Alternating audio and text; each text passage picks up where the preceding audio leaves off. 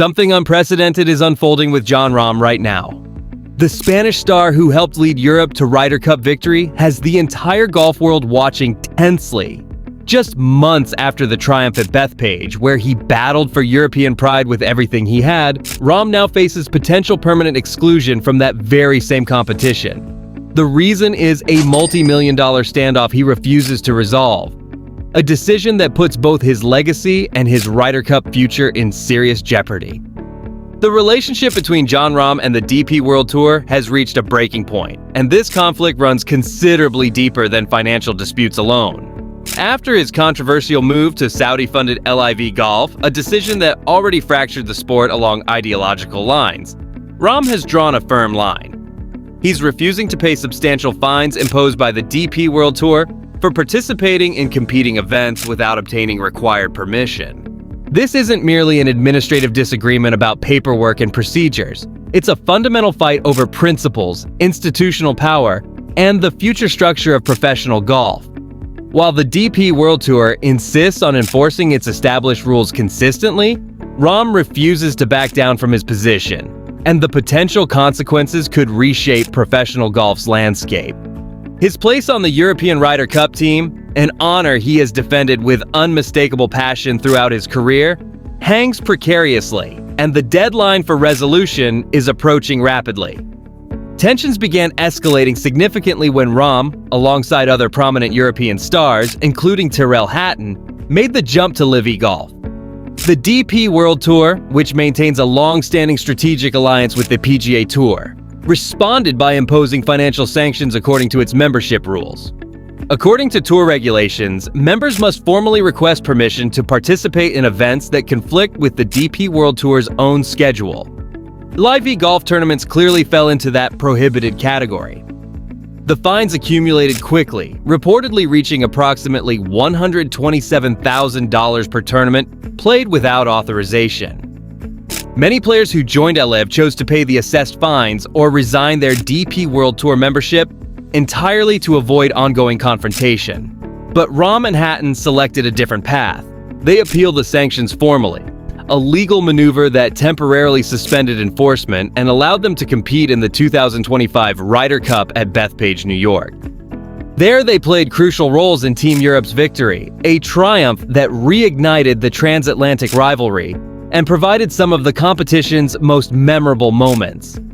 But that Ryder Cup victory represented only a temporary ceasefire in a much larger institutional conflict.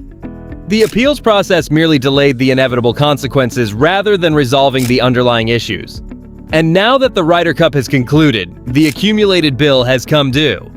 The situation became even more complicated when the DP World Tour flatly rejected an offer from LIV Golf to pay the players' fines collectively on their behalf.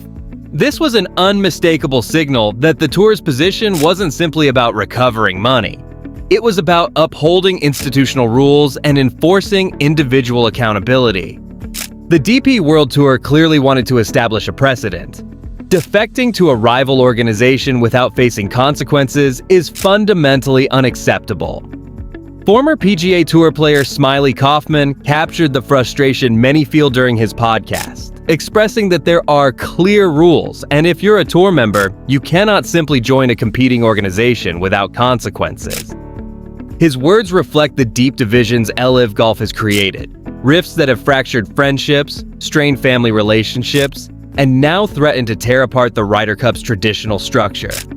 The atmosphere surrounding this standoff is charged with tension, and both sides are entrenched in their positions. For the DP World Tour, this represents a matter of institutional survival and maintaining relevance in a rapidly evolving competitive landscape. For Rahm, it's fundamentally about personal freedom and professional self-worth. Then, amid the escalating battle, came the revelation that truly defined the standoff's character. When asked about the mounting fines and looming consequences, Jon Rahm responded with a disarmingly casual remark that exposed the core of his mindset.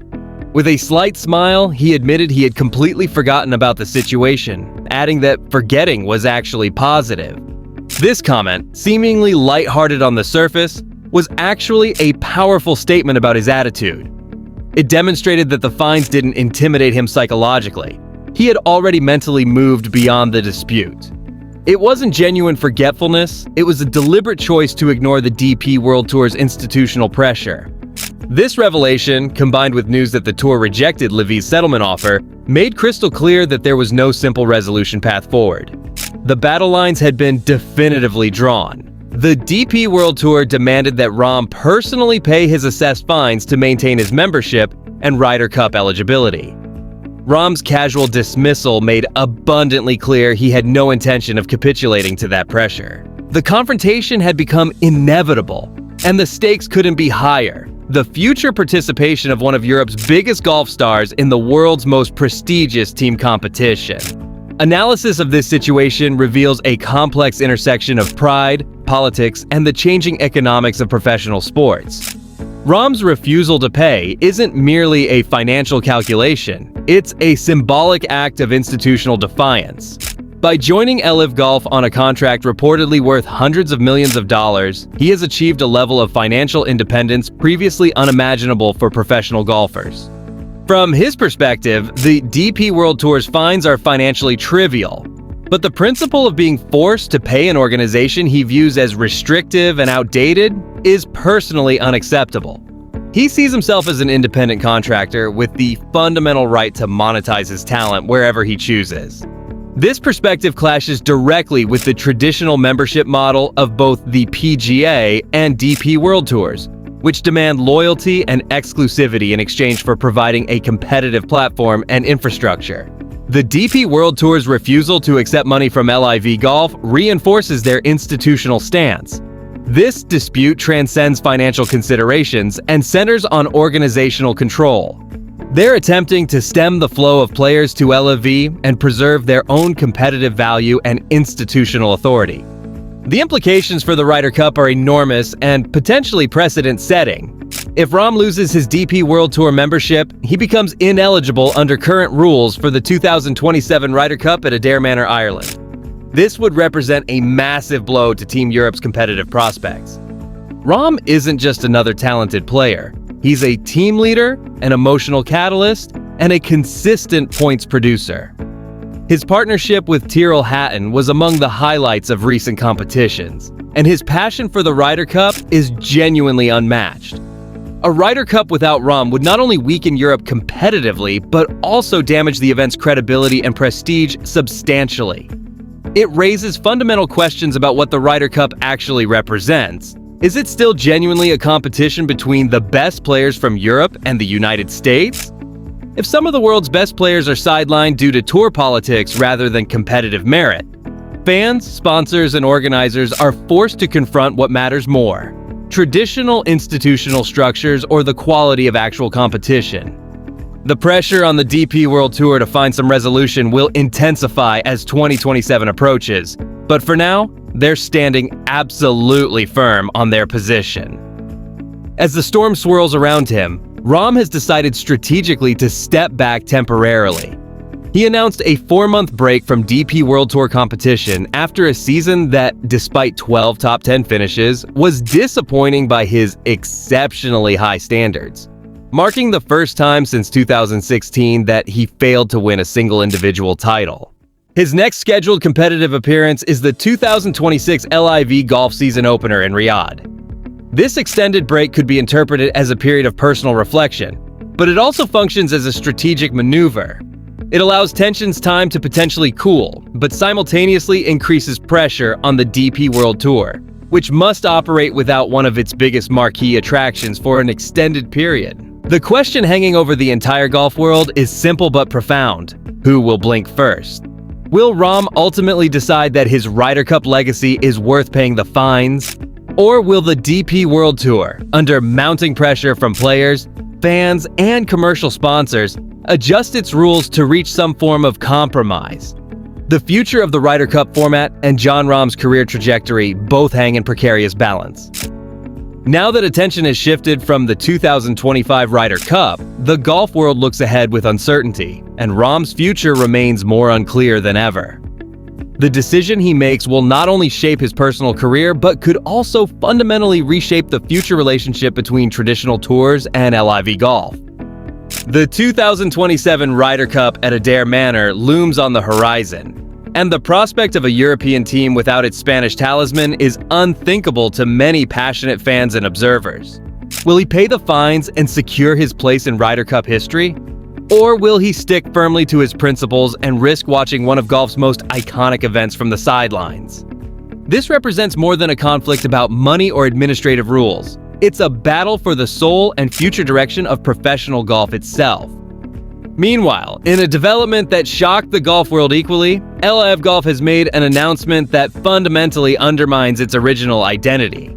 The Rebel Tour that turned professional golf upside down with loud music, shotgun starts, and a distinctive 54-hole format has just abandoned the very feature that defined its existence. In a move that stunned players and critics alike, the Saudi-funded organization announced it is abandoning its signature format entirely. Beginning in 2026, all LIV tournaments will be played over 72 holes, a direct adoption of the traditional format used by the tours it once vowed to disrupt completely. This shocking reversal comes at a time when the tour is grappling with over $1 billion in accumulated losses, raising a crucial question. Is this a strategic masterstroke that will save the organization, or an act of desperation revealing fundamental failure? This decision represents an earthquake for a tour whose very name, LIV, the Roman numeral for 54, was based on the format it's now discarding. Since its founding in 2022, the 54-hole three-day event structure was the cornerstone of their entire marketing strategy. A faster, more modern, supposedly fan-friendly alternative to what they characterize as the boring four-day tournaments of the PGA Tour. Players were recruited with guaranteed money and lighter schedules. Fans were promised a revolutionary product that was fundamentally different. But behind the glitter and glamour, problems kept accumulating steadily. The biggest obstacle proved to be the lack of official World Golf Ranking points, a crucial requirement for players to gain automatic access to the 4 major championships that define careers and legacies. The OWGR committee rejected LIV's application repeatedly, citing partly its unconventional format as incompatible with their ranking methodology. Now, after years of struggle and watching their players plummet down the world rankings into irrelevance, LIV appears to be capitulating to traditional golf's established structures. The announcement confirmed that beginning with the 2026 season, all events will shift to a 4-day 72-hole format starting on Thursdays. Although the team competition element, another unique aspect of LIV, will remain, the core of what made LIV Golf distinctly different has vanished completely. This change is undoubtedly an attempt to appease the OWGR committee and finally secure the long-desired ranking points that have eluded them.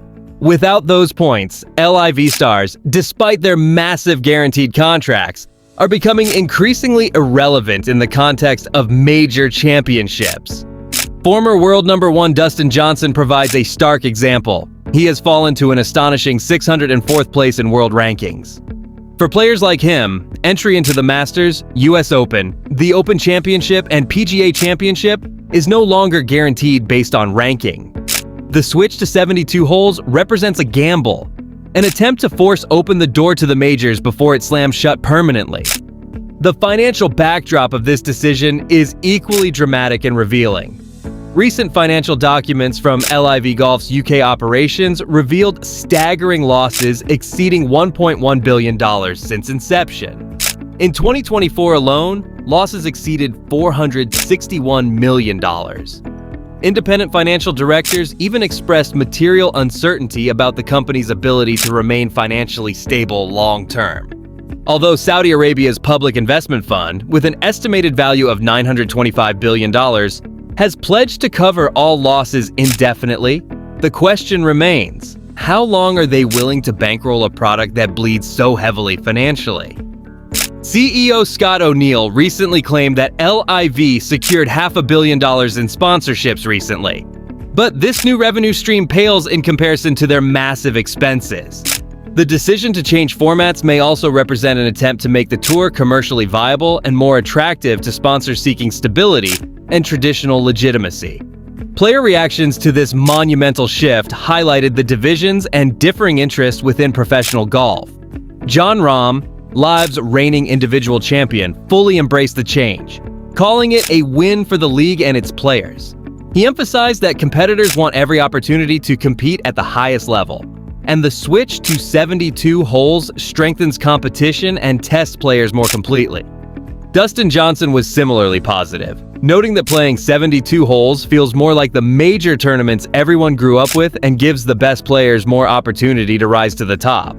But not everyone was convinced or supportive. Rory McIlroy, one of LIV Golf's most outspoken and consistent critics, called the decision peculiar and openly doubted whether format was the real issue behind OWGR rejection. He suggested that the weakness of LIV's competitive fields, which only worsens as players drop down rankings, represents a much bigger fundamental problem. McIlroy's skepticism strikes at the heart of the matter. Will this change be sufficient to fix LIV's fundamental issues? Or is it merely cosmetic adjustment meant to maintain relevance temporarily? Analysis of this decision reveals complexity. On one hand, it represents a clear admission that LIV's original vision failed. The promise of revolutionary golf has faded into golf that's essentially like everyone else. The Rebel Tour has sacrificed its most distinctive feature, hoping to gain legitimacy from the very establishment it sought to destroy. Critics will argue that LIV has sold its revolutionary soul for a seat at traditional golf's table, losing its identity completely in the process. The name LIV itself is now an ironic reminder of a failed experiment in disruption. On the other hand, the switch to 72 holes could be viewed as smart, strategic adaptation. LIV's leadership may have realized that fighting the OWGR was unwinnable under the old format. By adapting, they remove a key argument used against them and increase pressure on the OWGR committee to grant the ranking points they desperately need for survival and relevance in professional golf's ecosystem.